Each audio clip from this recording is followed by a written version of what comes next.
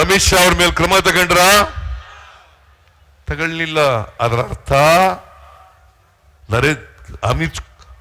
ಅನಂತ್ ಕುಮಾರ್ ಹೆಗ್ಡೆ ಕೈಲಿ ಇವರೇ ಹೇಳಿಸಿರೋದು. ಇದನ್ನ ನೀವು ತಿಳ್ಕೋಬೇಕು. ಅಲ್ಲೇ ಅವನ್ನ ಎಕ್ಸ್ಪೆಲ್ ಮಾಡ್ಬೇಕಾಗಿತ್ತಲ್ಲ, ಪಾರ್ಟಿಯಿಂದ ಮಂತ್ರಿಮಂಡಲದಿಂದ ಡಿಸ್ಮಿಸ್ ಮಾಡ್ಬೇಕಾಗಿತ್ತಲ್ಲ, ಮಾಡಲಿಲ್ಲ.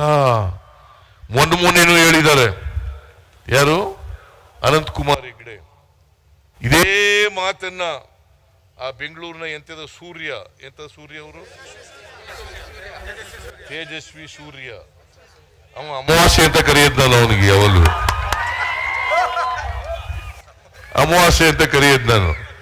ಅವನು ಹೇಳಿದಾನೆ ಸಂವಿಧಾನ ಬದಲಾವಣೆ ಮಾಡ್ತೀವಿ. ನಮಗೆ ಅನಂತ್ ಕುಮಾರ್ ಹೆಗ್ಡೆ ಹೇಳಿರೋದು 400 ಸೀಟ್ ಕೊಟ್ರೆ ಸಂವಿಧಾನವನ್ನು ಬದಲಾವಣೆ ಮಾಡ್ತೀವಿ. ಕೊಡ್ಬೇಕಾ?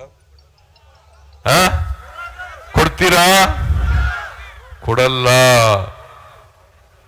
ನಾನು 2013ರಿಂದ 2018 ಮುಖ್ಯಮಂತ್ರಿ ಆಗಿರುವಾಗ 165 ಭರವಸೆಗಳನ್ನು ಕೊಟ್ಟಿದ್ದೆ. ಎಷ್ಟು? 165 ಭರವಸೆಗಳಲ್ಲಿ 158 ಭರವಸೆಗಳನ್ನು ಈಡೇರಿಸ್ತು. ಅಮಿತ್ ಶಾ ಅವ್ರ ಮೇಲೆ ಕ್ರಮ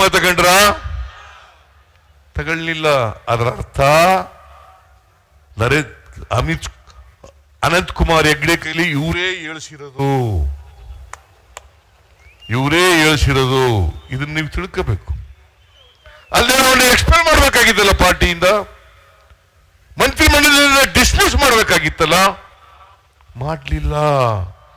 ಮೊನ್ನೆನೂ ಹೇಳಿದ್ದಾರೆ ಯಾರು, ಅನಂತ್ ಕುಮಾರ್ ಹೆಗ್ಡೆ ಇದೇ ಮಾತನ್ನ ಆ ಬೆಂಗಳೂರಿನ ಎಂತದ ಸೂರ್ಯ ಅವರು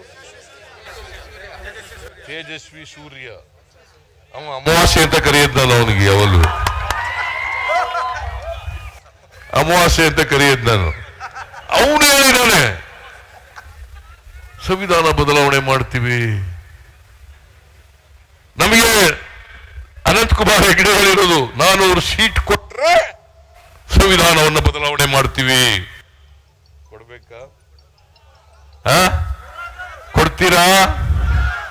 ಕೊಡಲ್ಲ. ನಾನು 2013ರಿಂದ 2018 ಮುಖ್ಯಮಂತ್ರಿ ಆಗಿರುವಾಗ 165 ಭರವಸೆಗಳನ್ನು ಕೊಟ್ಟಿದ್ದೆ. ಎಷ್ಟು?